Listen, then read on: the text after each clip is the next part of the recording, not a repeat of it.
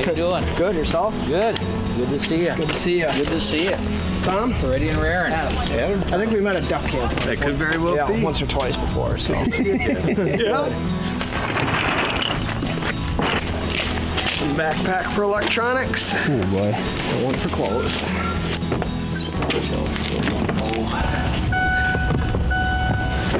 It's cooling off fast. Yeah, it is. Are we good to go? We're good to go. Good? We're good to go. We're good to go. Go. Let the games begin. This year we knew that we wanted to hunt a little bit further west. We had never hunted northwest Nebraska. I knew it was going to be 4 of us, myself, Adam Buckmeyer, my dad, and a good family friend, Tom Riggert. And let me tell you, when we got out there, we were not disappointed. Oh, just pulling the night shift on our way down to Nebraska right now. Looks like we're driving through a little small-scale blizzard right now. Got the speed down a little bit. Can't really see too much. Due to meet up with Chase Stoudemire from Hat Creek Outfitters about 5:30 at his place. He's got some good birds laid out for us. We're after some Merriam turkeys this trip, so it should be a fun hunt. Interesting, a little bit different territory out here compared to back home in Wisconsin. Nice little landscape in the morning in the foothills of the Badlands, so it'll be a really cool landscape in the morning. We drove all the way through the night, arrived in the morning, a little bit after sunlight, unfortunately, so we weren't able to catch the birds coming out of the roost, but when we met up with Chase, we instantly knew it was gonna be an awesome hunt. Chase told us what their patterns were, and it wasn't long and we were right into birds. Outdoor Junkies is brought to you by I-90 Enterprises, Hanksters Motorsports, B-Fish and Tackle, Custom Jigs and Spins, and these fine sponsors. This has been a Stone Lake production.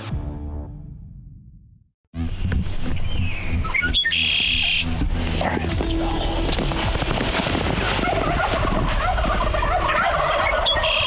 The scenery out in this part of the state was absolutely gorgeous. We had never hunted northwest Nebraska. We normally stick to the eastern side of the state. This year we knew that we wanted to hunt a little bit further west, and we ended up way up in the northwest corner of Nebraska. It's really close to Wyoming and just south of South Dakota, so it's really close to the Badlands. The first day that we arrived, we had some snow. All right, Junkies, so it's the first morning of our hunt out here in Nebraska. Unfortunately, we couldn't get in here until light, but we got that snowstorm last night, so the birds we think are still actually roosted. Me and Adam got in here, and Chase told us what the birds were doing. He took my dad and Tom to another piece of property. As you can see, we got the blind set up super quick. We're tucked in. We've been in for like 5 minutes getting everything set up, and we're feeling good. We got to get the feeling that the birds are going to be working their way this way, so stay tuned. I think it's going to be an eventful morning. There's this creek bottom right behind Chase's house that the birds are using pretty frequently. Oh, that looks like a long beard. Unfortunately, we weren't able to capitalize that morning. We came close, but it just gave us an idea of what the birds are doing. We didn't want to get in too tight to them and potentially bump them. Planning this trip, I knew it was going to be 4 of us, myself, Adam Buckmeyer, my dad, and a good family friend, Tom Riggert. And we were trying to figure out the blind situations, what worked best, and we gave the opportunity for my dad and Tom to hunt together. Tom and my dad don't get the opportunity to hunt together all that often, so we figured on this trip, it'd be a good opportunity just to let them hunt together, something they haven't got to do in a few years. We've seen a wide variety of ducks. Mallards, shoveler, redheads, the gansers, Pintails. a pintail, and some divers that were flying too fast to identify.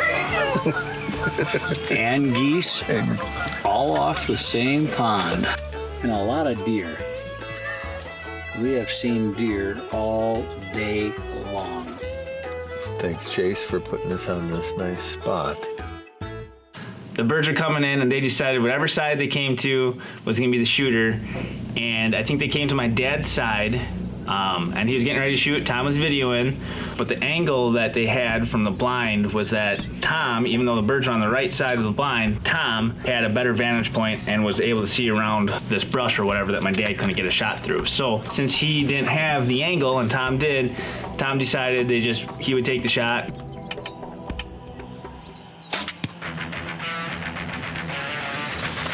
Excellent. Beautiful. Tom got a dandy.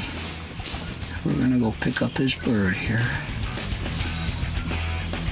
All right, we got out this morning at sunup and had a bunch of deer in front of us all morning long, and then they finally left. About 9 o'clock, we looked across the ridge and saw a group of turkeys coming across.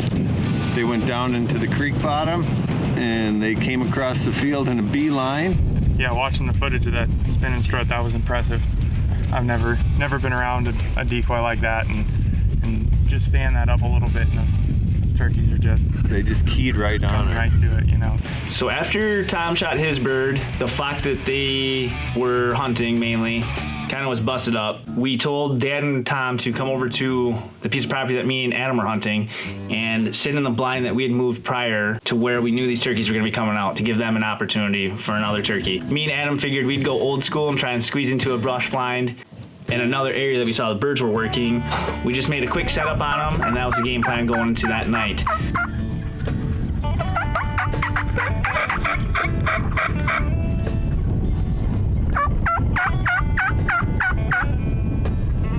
The birds ended up working down this field. 3 toms pop out, and you can see one of them starts running our way, and I knew it was gonna be game on. I just wanted them to get in tight on the decoys, and I knew that their attention and focus would be purely on the spin and strut. So I'm at full draw, and one of the toms decides to flop the decoys. So he spurs it, the tail fan comes off. I'm still at full draw, no big deal, but once that tail fan came off my decoy, they scoot out real quick. I go into panic mode thinking, okay, shoot, these birds are gonna get out on us. And if you watch closely, I let one go and he didn't take a step.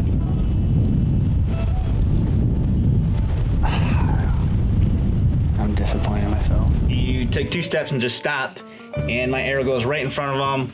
Clean miss. I'm super disappointed in myself. It would have been awesome to connect with one just without using a blind, just going old natural, crawling into a bunch of brush and going old school on him, so to speak. But unfortunately, it didn't work out. I was pretty bummed with myself. I should have just took my time and let him stop, buried the pin, and put him on the ground. But it's not the way it happened, unfortunately. Lo and behold, we're watching this whole creek bottom, and Adam looks out and he's like, there's somebody in the creek bottom. I'm like, no way. And sure enough, it was my dad. I'm thinking, okay, what's my dad doing in the creek bottom? Obviously, he must have hit one. This segment is brought to you by Hanksters Motorsports. Hanksters Motorsports is now the fastest growing Yamaha dealer in the state of Wisconsin. For more information, go to hankstersmotorsports.com.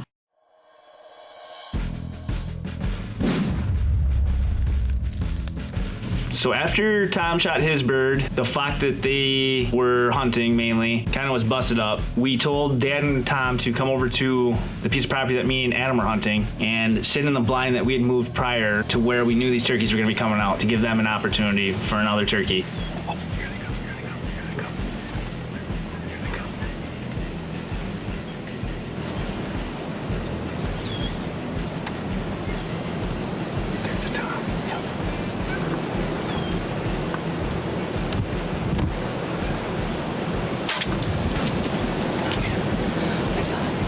We're watching this whole creek bottom, and Adam looks out and he's like, there's somebody in the creek bottom. I'm like, no way. And sure enough, it was my dad. Obviously, he must have hit one. We go down, we meet with him, we talk to him, he explains the situation. He put a shot on a turkey, didn't sound like it was the best shot, and he was talking to us, asking if we saw it come through. We said, no, it definitely didn't come through between us and you, so we knew that the turkey was somewhere in between us, so let's set up a grid search and just kind of start scanning it until we see it. We spent probably 2 hours just gridding this whole creek bottom. We ended up finding it. It went a couple hundred yards, but it buried underneath this log with not much blood to follow. We were extremely happy that we ended up finding that turkey. It was a great afternoon. It was unbelievable. we were in one of the Zenek blinds, which worked perfect. What happened was we thought the birds would come in the front. In all honesty, they came in from behind, which was unique. But the visors and the ability to move those around without making a lot of noise turned out perfect. The birds came from behind. We got a shot on it, and it jumped and crossed a fence line. And with the help of Adam and Justin, we collected the bird. And I would like to thank Chase. He carted us around all afternoon, been a gracious host. And if you guys want to try something fun and exciting, try getting a turkey with a bow. It's a great, great challenge and very rewarding. And Chase, you have some premium properties out here. It has been enjoyable. It is a beautiful area. And if anybody wants to come and hunt out here, or us come back again, or anyone else, how will we get a hold of you? You can look us up on Facebook at Hat Creek Valley Outfitters. You can email us at hatcreekvalley@gmail.com, or our phone number is 308-668-2517. It's been a pleasure having you guys out here. Thank you. The next day, we knew that spot was kind of blown out because we had to grid search it. We went to another piece of property. We're located in the northwest corner of Nebraska, a little town called Harrison. We're about 20 miles from South Dakota and 10 miles from Wyoming. I've been around outfitting my whole life. My dad owned an outfitting business, and so I grew up doing it, with him having clients in all the time, and then just kind of took over from there. I got about 25,000 acres between what I own and what I lease for hunting right now. So we offer non-resident. For antelope, the only thing you can get is an archery tag. Otherwise, resident rifle and muzzleloader antelope. For non-resident deer, it's all over the counter for archery, muzzleloader, or rifle. We offer whitetail or mule deer hunt. And then resident only elk hunts and turkey hunts, obviously. We were scouting the night before, and we saw tons of birds out in this field. It was an old alfalfa wheat field that all sorts of animals were using. There was whitetails out there galore, geese, ducks. The turkeys started piling out of the woods into it, feeding across it. Morning can't come fast enough. Absolutely, you could. But we knew they were going to roost right there that night, so we were optimistic for the morning. Happy Easter, boys. Yep. Happy Easter. Happy Easter. All right. Thanks, sir. And April Fools, let's see if we can't go fool some gobblers. Even though we knew we had some pretty nasty weather coming in, there was predictions of anywhere between 3 and 6 inches of snow. That's kind of the story of the trip. It was pretty cold weather. Adam was up to shoot, I was filming first. We knew where they were kind of coming through, and that was our plan. We just sat and waited them out, and sure enough, at like 9 o'clock, they just come pouring out of the woods through this pasture. That was kind of where we needed to cut them off before they got to this wheat alfalfa field. He's got a rope on him. Others, all dogs. And they came working right through us, picture perfect. Tons of birds. There was one longbeard standing in front of us. I kept asking Adam, and he couldn't see either. And I was like, well, there's another bird behind it. I knew it had a red head. I was asking him, like, what's that other bird? Is it a tom? We were hoping we could double, so we wanted at least 2 toms in front of us. So Adam draws back, buries a pin, lets it go, saw feathers. I'm thinking, all right, he just pumped that turkey. Is he down? It rolls, it doesn't roll, it kind of goes over this hill. This turkey should be down just on the other side of the hill. So we switched camera positions, grabbed my bow, and it wasn't long, and we have another group of birds. Outdoor Junkies is brought to you by I-90 Enterprises, Hanksters Motorsports, B-Fish and Tackle, Custom Jigs and Spins, and these fine sponsors. This has been a Stone Lake production. I-90 Enterprises is your benchmark for excellence in trailer sales and service. Located off Interstate I-90 just outside of Edgerton, Wisconsin, I-90 Enterprises is known for the best in customer service. With a huge inventory of trailers, trailer parts and accessories, and a well-trained staff that specializes in your trailer needs. Stop in and check out our showroom today. We have trailers, trailer parts, and trailer services. I-90 Enterprises, your benchmark for excellence. Help! Help! Hi, I'm Bob from Custom Jigs and Spins. How can I help? I can't catch a fish. Here, try this. Wolfinky. Woo! I quit. Here, try this. Wow. Who were those suited men? Wolfinky. Our crackpot design team has come up with our newest tungsten creation, the Wolfinky. You'll be howling too with Custom Jigs and Spins' new Wolfinky. Hanksters Motorsports is your destination for the largest selection of ATVs, UTVs, snowmobiles, and motorcycles in southern Wisconsin. Conveniently located on Highway 51 between Janesville and Beloit, Hanksters Motorsports services all makes and models of anything power sports. Thanks to all of our customers, Hanksters Motorsports is now the fastest growing Yamaha dealer in the state of Wisconsin. To see all of our current specials and inventory, go to hankstersmotorsports.com. Looking to stand out from your competitors and increase your brand awareness? Yeah, baby! Woo! Then advertise with Outdoor Junkies and reach your target audience. From new product reviews and product placement on our show, our team will enhance your marketing strategy and generate new clients. Oh, yeah! Contact us today at 262-607-6399 or check out our website at outdoorjunkies.tv and get your fix. This segment is brought to you by I-90 Enterprises, your benchmark for excellence.